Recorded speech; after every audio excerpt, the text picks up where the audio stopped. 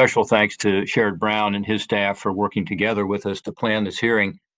As some of you know, I've been looking forward to this hearing for a long time. I appreciate the Finance Committee allowing us to move forward with it now.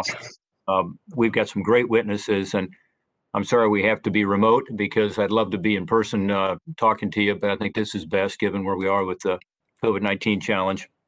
And we've had plenty of opportunities to speak, and we'll continue to. But this, I think, is really exciting because retirement security to me is not only just critically important for all Americans, and frankly, savings is taking a hit, as you know, during the coronavirus.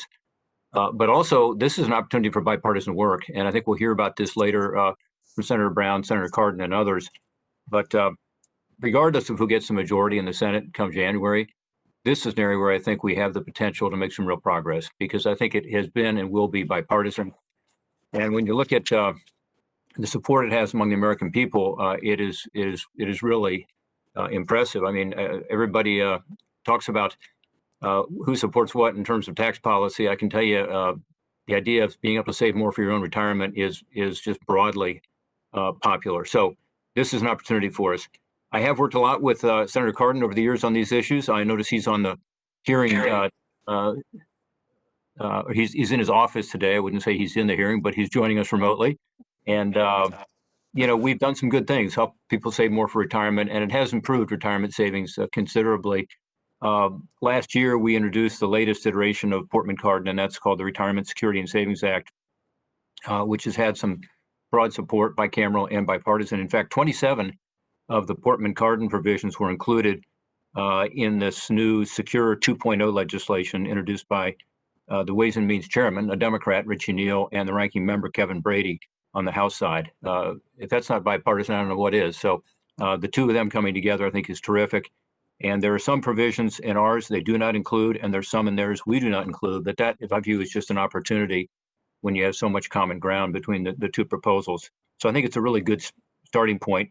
And again, it gives us a great opportunity to get something done.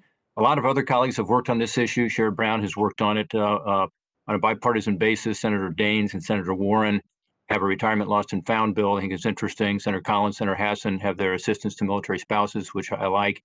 So I think there's a lot of opportunity for members of the committee and even outside the committee to come together on something here. The one that Ben Cardin and I have introduced recently focuses on what I think are the four big problems that can be identified and addressed through legislation. One is to help lower income and part-time workers. And this is an obvious issue. You know, you only have 20-some% of people who are part-time and low income saving now. So when people are living paycheck to paycheck, it's tough to set money aside. And so we help in that regard in a number of ways. Second, it focuses on small businesses. Why? Because that's where the opportunity is. Less than half of workers employed by small businesses have access to an employer-sponsored plan. Think about that, as compared to 88% of workers employed by large businesses. So it's small businesses, you know, that's where we really got to target and focus to expand coverage for so many working Americans. And Eric talked about his restaurant business. A lot of them are small businesses like that just can't afford to put together a plan. So we help them in that regard. And they're also concerned about the complexity of it. Third, we've got an issue with the baby boomers. A few of us on this call would fit in that category, and we just aren't saving enough as a generation and haven't been. And therefore, we do some things to help encourage people who are getting ready for retirement, near retirement, to save more.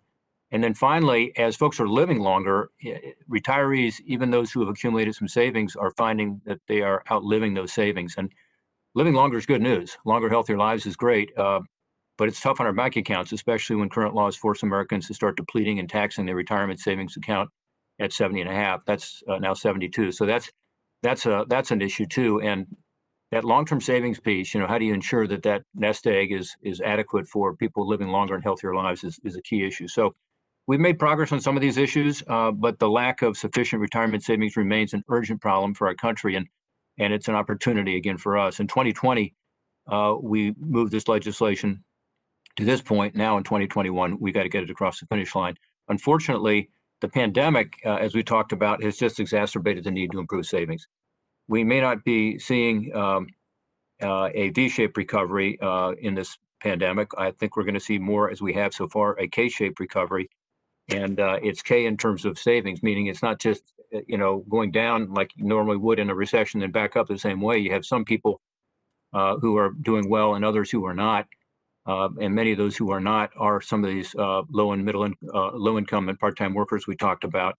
So that's why we allow those workers to have more opportunities through both expanding savings plans for them, but also allowing part-time folks to be able to access plans more easily, lowering the number of hours someone works for they qualify, in particular in a retirement plan.